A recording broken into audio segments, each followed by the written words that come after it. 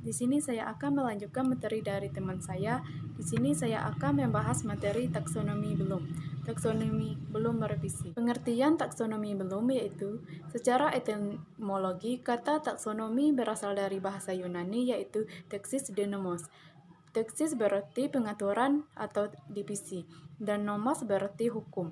Jadi, secara etimologi, taksonomi dapat diartikan sebagai hukum yang mengatur sesuatu.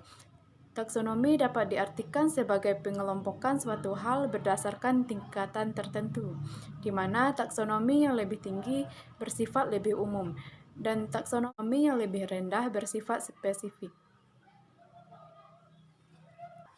Dalam taksonomi belum revisi ini ada 3 ranah, yaitu ranah kognitif, ranah efektif, dan ranah psikomotorik, yang mana ranah kognitif adalah yang mencakup ingatan atau pengenalan terhadap fakta-fakta tertentu, pola-pola prosedural, dan konsep-konsep yang memungkinkan berkembangnya kemampuan dan skill intelektual. Kemudian ranah efektif. Ranah efektif adalah ranah yang berkaitan perkembangan perasaan, sikap, dan nilai. Kemudian ranah psikomotorik, yaitu ranah yang berkaitan dengan kegiatan-kegiatan keterampilan motorik. Menurut Anderson dan Krathwohl, dimensi kognitif terdiri atas beberapa tingkat, yaitu yang pertama, mengingat. Mengingat adalah kemampuan memperoleh kembali pengetahuan yang relevan dari memori jangka panjang. Kemudian, yang kedua, memahami. Memahami adalah kemampuan merumuskan makna dari pesan pembelajaran dan mampu mengkomunikasikannya dalam bentuk lisan, tulisan, maupun grafik. Ketiga, menerapkan. Menerapkan adalah kemampuan menggunakan prosedur untuk menyelesaikan masalah. Keempat adalah menganalisis. Menganalisis meliputi kemampuan untuk memecah atau kesatuan menjadi bagian-bagian dan menentukan bagaimana bagian-bagian tersebut dihubungkan satu dengan yang lain, atau bagian tersebut dengan keseluruhannya. Analisis menekankan pada kemampuan sesuatu unsur pokok menjadi bagian dan melihat hubungan antara bagian tersebut. Kelima, evaluasi. Mencakup kemampuan untuk membentuk suatu pendapat mengenai sesuatu atau beberapa hal, bersama dengan pertanggungjawaban pendapat itu yang berdasar kriteria tertentu. Yang keenam, mencipta. Mencipta didefinisikan sebagai menggeneralisasi ide baru, produk, atau cara pandang yang baru dari suatu kejadian. Dan taksonomi belum ranah afektif mencakup 5 hal, yaitu yang pertama, penerimaan. Penerimaan ini mengacu kepada kemampuan memperhatikan dan memberikan respon terhadap stimulasi yang tepat.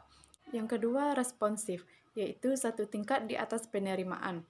Dalam hal ini, siswa menjadi lebih terlibat secara afektif, menjadi peserta dan contohnya berpartisipasi dalam diskusi kelas. Yang ketiga, nilai yang dianut, mengacu kepada nilai atau pentingnya kita meningkatkan diri pada objek atau kejadian tertentu dengan reaksi-reaksi seperti menerima, menolak, atau tidak menghiraukan. Yang keempat, organisasi. Organisasi ini mencakup kepada penyatuan nilai, sikap-sikap yang berbeda yang membuat lebih konsisten, dapat menimbulkan konflik-konflik internal dan membentuk suatu sistem nilai internal. Mencakup tingkah laku yang tercermin dalam suatu filsafat hidup dan kemampuan membentuk sistem nilai dan budaya organisasi dengan mengharmonisasikan perbedaan nilai. Kemudian yang kelima, karakterisasi. Ini mengacu kepada karakter dan daya hidup seseorang. Tujuan dalam kategori ini ada hubungannya dengan keteraturan pribadi, sosial, dan emosi jiwa, dan kemampuan mengendalikan perilaku berdasarkan nilai yang dianut dan memperbaiki hubungan interpersonal dan sosial. Kemudian ranah psikomotorik ini mencakup ada 5 kategori, yaitu yang pertama ada peniruan.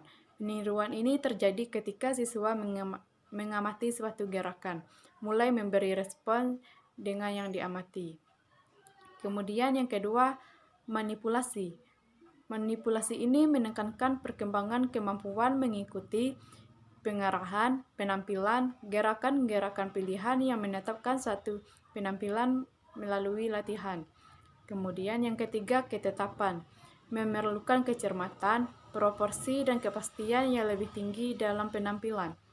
Yang keempat ada artikulasi. Artikulasi ini menekankan koordinasi suatu rangkaian gerakan dengan membuat urutan yang tepat dan mencapai yang diharapkan atau konsistensi internal di antara gerakan-gerakan yang berbeda. Kemudian yang kelima ada pengalamiahan. Ini menurut tingkah laku yang ditampilkan dengan paling sedikit mengeluarkan energi fisik maupun psikis. Sekian, terima kasih presentasi dari kelompok kami. Wassalamualaikum warahmatullahi wabarakatuh.